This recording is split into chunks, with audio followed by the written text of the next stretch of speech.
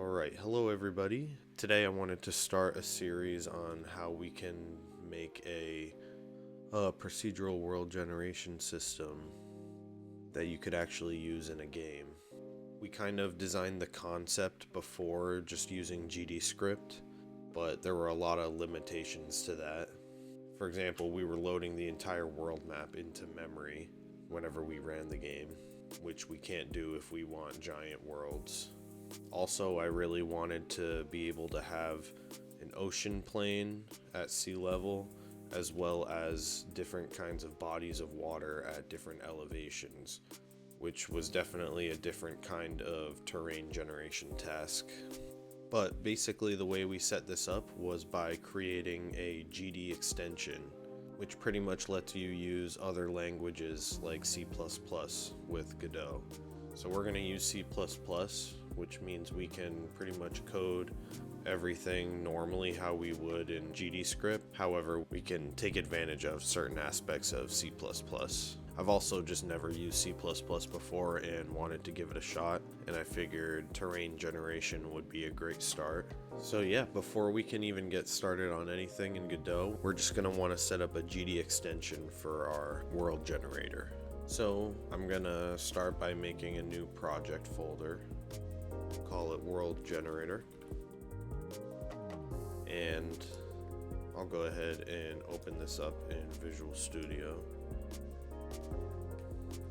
and we're just going to be following the Getting Started guide for the C++ GDExtension documentation. We have our current working directory. Let's initialize a new Git repo. Visual Studio, we'll just open up the terminal. We'll run git init, and then now we're going to clone the Godot C++ library. Paste that command. I'm not going to specify a version, so I get the most recent version.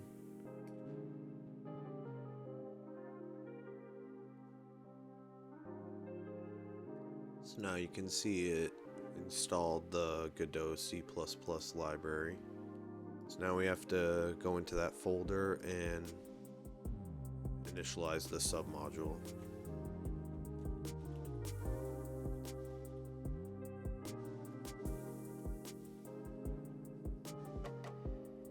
Okay. So now that we've installed the Godot C++ library, we'll start setting up the folder structure for our plugin. I'm going to make our project folder and then our source code folder. Folder, call my project demo, and then source. So this is when you would start creating the actual source code for your plugin. I'm just going to make a working template for this video, and then we'll go ahead and start creating our actual world generator in the next videos. So the core of our plugin is going to consist of a C++ file and a header file. The header file is where we declare the class and all its methods and parameters. And then the C++ file is usually where we would define all the functions themselves and do all the main processing. So I'll make a file called worldgenerator.h.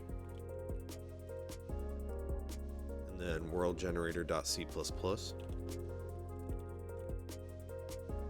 We could just copy and paste this example, but I want the cleanest blank slate possible. So I'll copy this pragma once at the top, which is basically the build instructions for the file.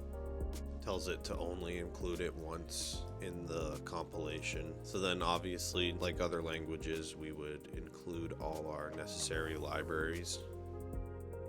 So here are the libraries I'm going to be using in this plugin. This gives us access to Godot classes, core functionality, then different data types.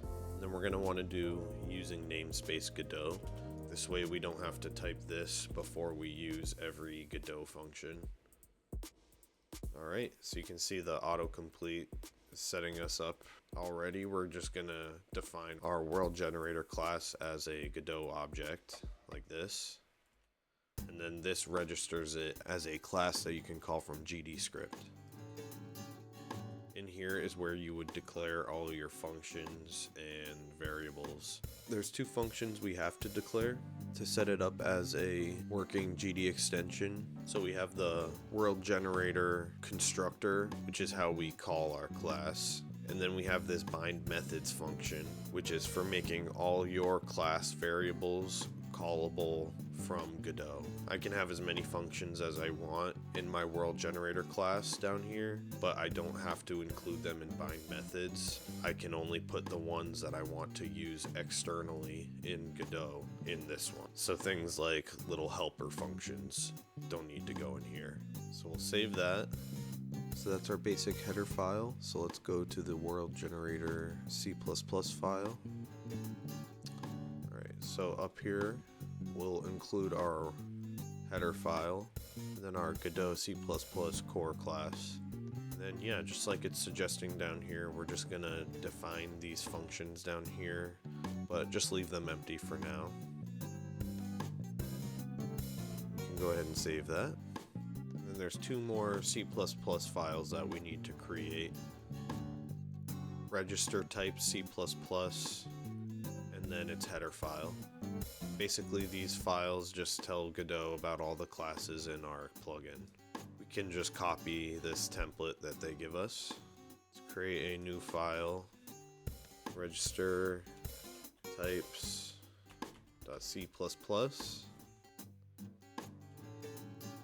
Paste that in.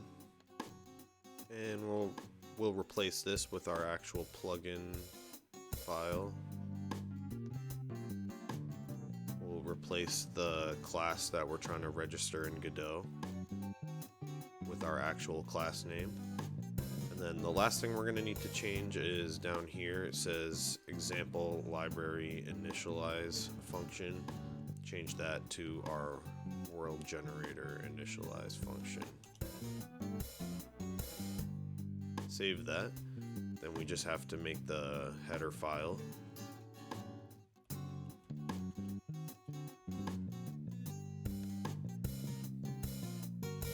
That we can just copy and paste completely. Save that. So C++ is a language that needs to be compiled. So to compile our project, we need to create some build instructions for the build tool sconstruct by making an sconstruct file. Luckily they have this template you can download. So go ahead and download that. Then we'll put it in the root of our project here. I'll just rename it to sconstruct. There we go. And I'll need to make a couple changes to this to make it work for me on Mac, and so that it includes all the additional C++ libraries I'd like to use in this project. So underneath sources here, I'm just gonna add my library name and project directory as variables. We can delete this because we're gonna replace it with something that is just gonna make it work on every platform. Paste that in. This just has a case for every platform, but it will especially work on Mac for me. And actually above this, I'm going to also include the LZ4 library, which is the compression algorithm we're going to be using for saving terrain chunks to our disk. So this is how we include the library. Alright, so now our build file is looking good. We're going to want to build the actual binaries for our plugin. So right now we're still in the Godot C++ folder. Let's get to the root folder, and then we're going to run scons with our platform. Alright, and you'll see it's going to start by compiling the Godot C++ library. If it's your first time doing that, it will take a pretty long time, but you should only have to do it once. But once that's done, it will then go on to compile our plugin and place our binaries here in this demo folder. Once that's all set, we can finish setting up our plugin. Alright, it looks like it's finished building the binaries for our plugin. Let's see, and there it is. One more file we have to create. It's gonna go in our bin file here. New file. We're gonna call it world generator .GDExtension. This is gonna have all the configuration for our GDExtension. Information on that comes right after the build part on the instructions here.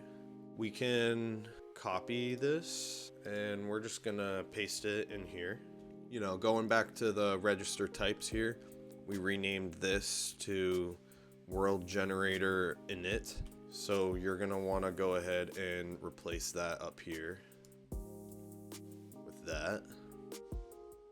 And then this should be good, but since I'm on Mac, you'll see here that if we click on this learn more about GDExtension, and then we scroll to the bottom here, we have a warning saying on Mac OS it is necessary to have the shared libraries inside a folder called frameworks with a directory structure like this. So this is already taken care of for us because this folder right here is called .framework, but we just have to update this library section. So instead of dylib, we're going to put .framework.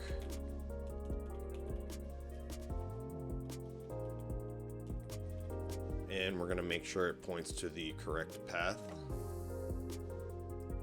which is inside our demo folder.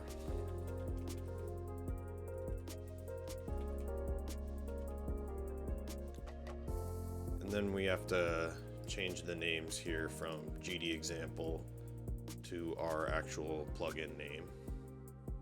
So we'll replace every instance of that with world generator.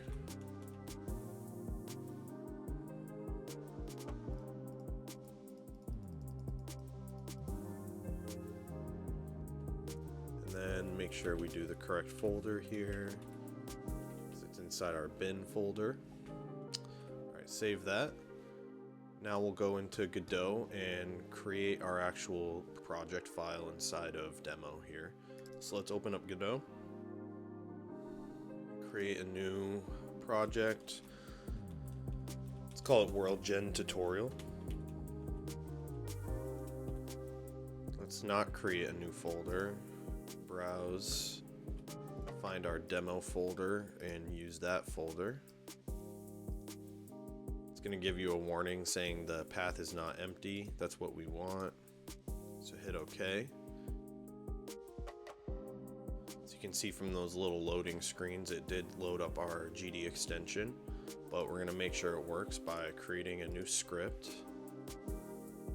that we can try to call the class from. So let's try var world gen, and we'll make it of type world generation. World generator. There you go. And then you can call world generator .new to initialize a new instance of our world generator class. So now we have a basic template for our GDExtension. In the next videos, we're gonna go through and start actually creating our world generator plugin step by step, like we did in the previous tutorial series. So keep an eye out for those videos. Hope this helps some of you guys. Thanks for watching.